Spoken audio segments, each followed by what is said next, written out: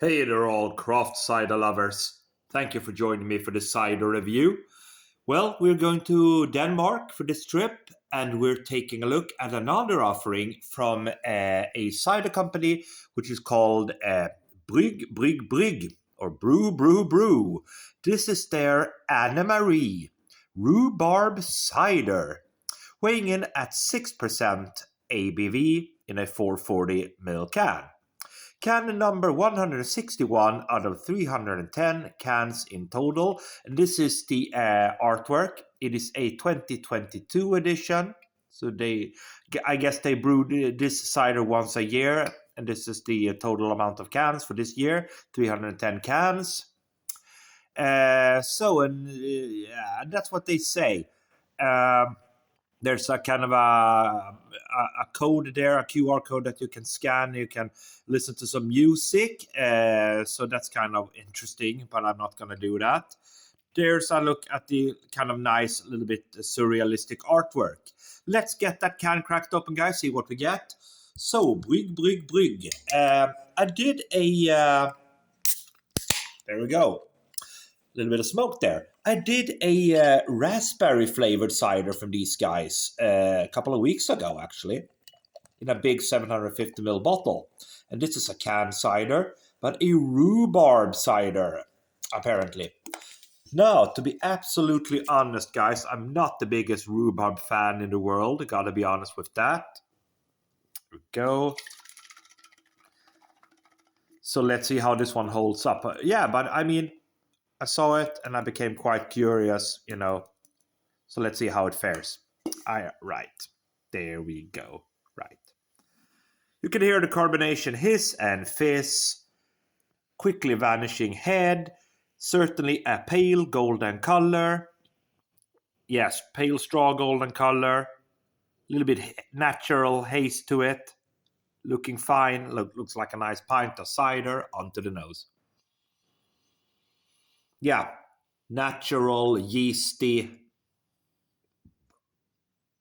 yellow apples, yeasty apples. It's got a very prominent yeasty touch to it, aroma-wise.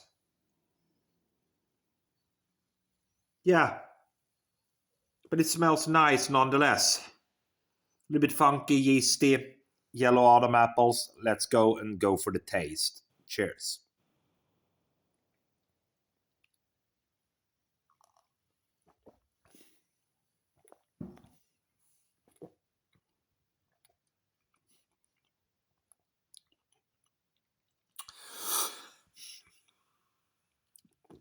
Okay, so right off the bat, it's a dry cider. It's quite dry, still yeasty, not as yeasty as that the aroma would kind of make you think. It's not all that yeasty, but there's certainly a yeasty hint to it. It's dry, farmhousey, and there's a kind of a taste there that I'm not sure if it's rhubarb, but I guess it is. But doesn't really taste like rhubarb either.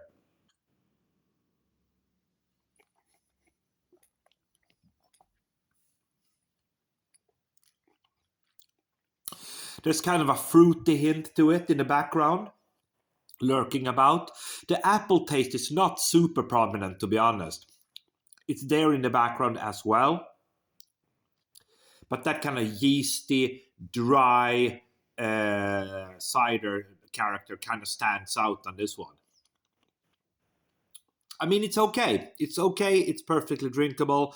But yeah, perhaps not my cup of tea, to be honest. Let's go for the final sip, guys.